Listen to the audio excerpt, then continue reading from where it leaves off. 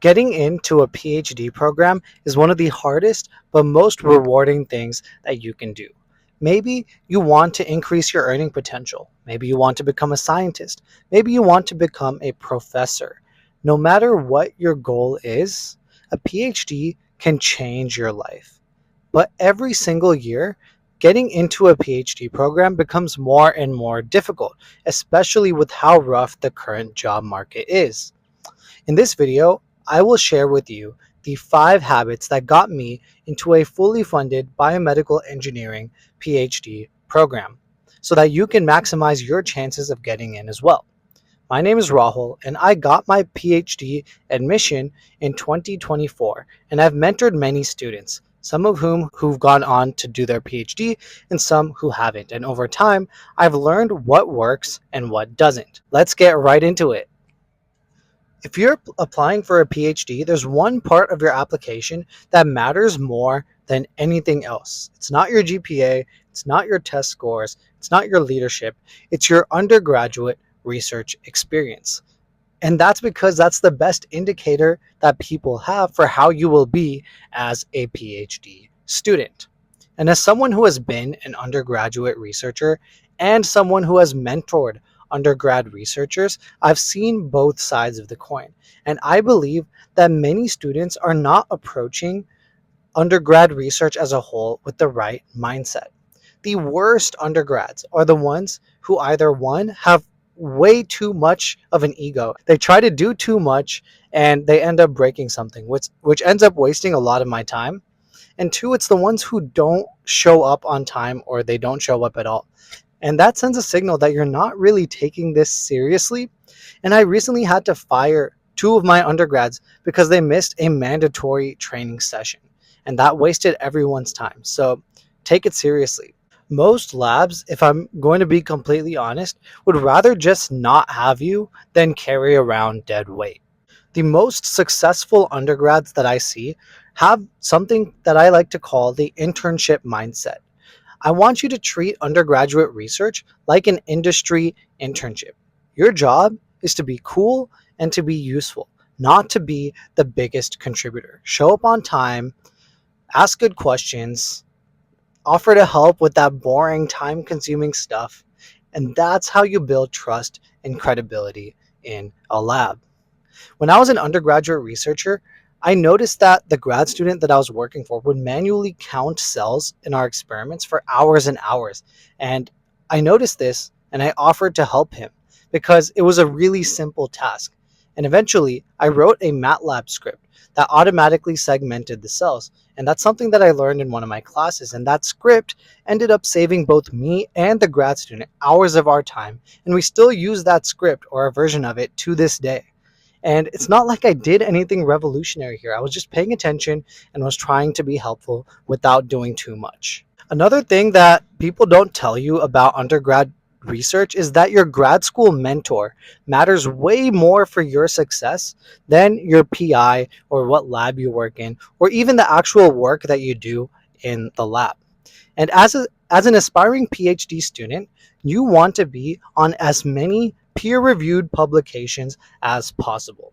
And if you're working with a brand new PhD student, it might be a great experience, but most of your work is going to be exploratory, and your work is not likely to result in a lot of publications. However, if you're working with a senior PhD student who's on their way out and is trying to graduate fast, your work is probably going to result in a lot of publications. You can get on papers much faster. Keep that in mind when you're first starting out to look for a lab. Undergraduate research is just like an internship. You want to show up, pay attention, and ask good questions. And in general, be a cool person to hang out with.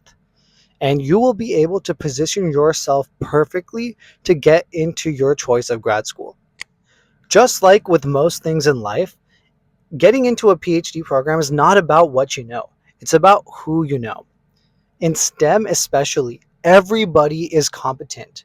Everybody has good grades. But what sets apart the people who get into grad school from the people who don't? It's networking and relationships. As a professor, if I was a professor, out of a sea of competitive applicants, whether or not this is fair, I'm going to pick the person that I know or recognize from their work. In PhD applications, your letters of rec carry a huge weight. I've seen students who are not the most talented get into top PhD programs because they had a professor vouch for them. And on the other hand, I've seen very competent students get rejected because their letters of rec were vague or they were just weak. And it's because professors trust each other's word. They talk to each other. And your letters of rec are essentially, they could either be a backstage pass to grad school, or it's like a little dunce hat that tells people that don't hire this person. So how do you actually build these relationships? Well, you start by making a good impression on your professors in your college. It's honestly quite simple. Sit in the front of your class, ask questions in class, say hi to your professors in the hallway, go to office hours, ask them questions about how they got into academia. Just make small talk.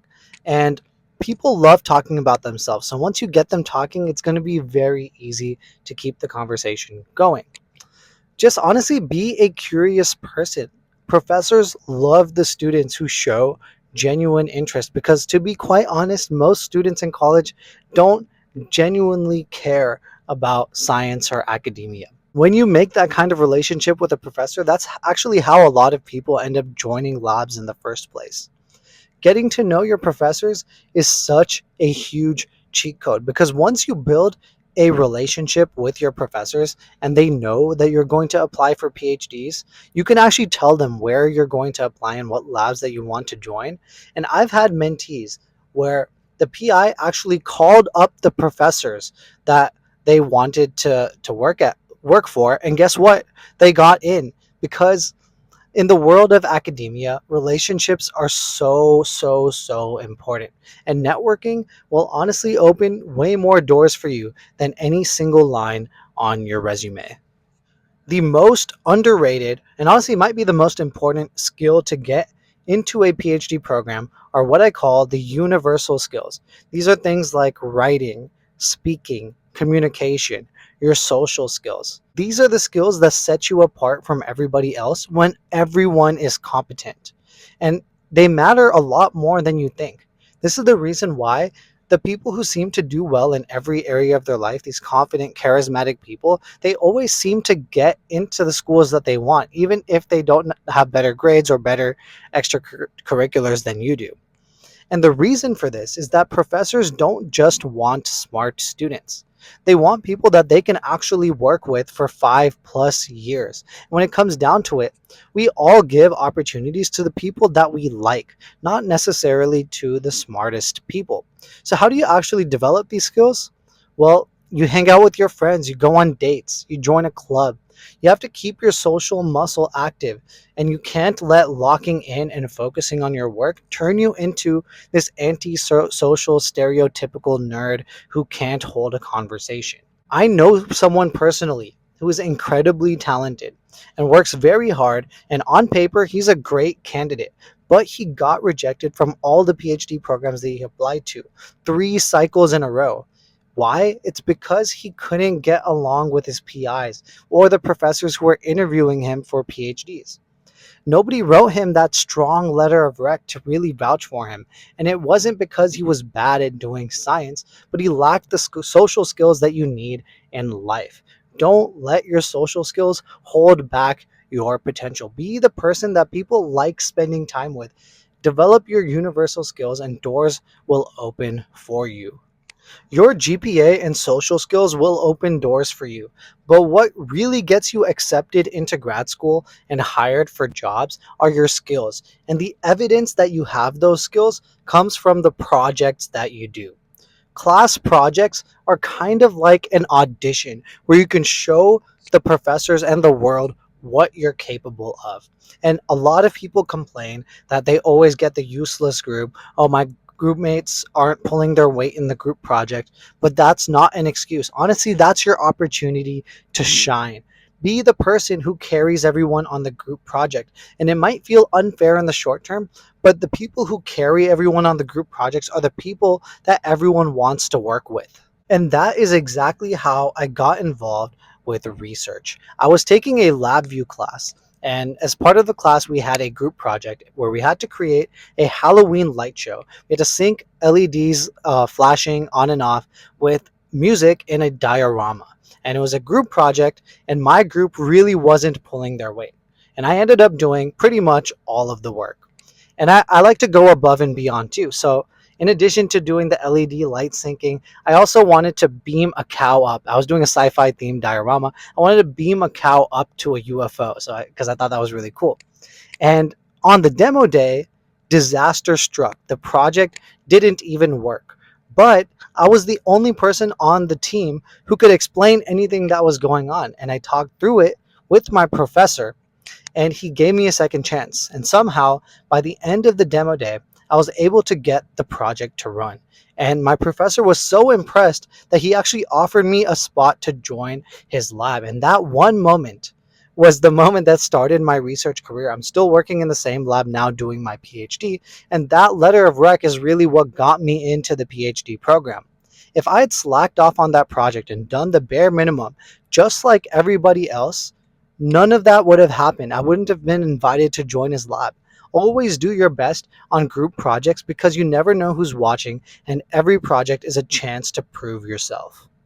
Something I'm starting to realize as I get older is that the story that you tell in your essays to get into grad school matters just as much, if not more, than what you actually do. In college, I used to say yes to damn near every single opportunity that would come my way. I was a board member in like four different clubs. I was doing research. I was dabbling in the startup world. I was working a part time job. And while all that sounds very impressive, I spread myself way too thin trying to check all of these different boxes. But when I finally sat down to write that statement of purpose for the PhD, I realized that a lot of it didn't even make it to the application. The admissions committee, they don't want a list of activities, they want a compelling whole narrative. What really matters is who you are, what you care about, and why you're doing the PhD. If you want to get into a top PhD program, your story needs to be compelling. When someone reads your essay, you want them to be rooting for you to do your PhD. And the best way to do that is not by checking a list of boxes, but rather to go deep into a few key activities, a few meaningful experiences that's done over multiple years is way more impressive than a resume that's just full of fluff.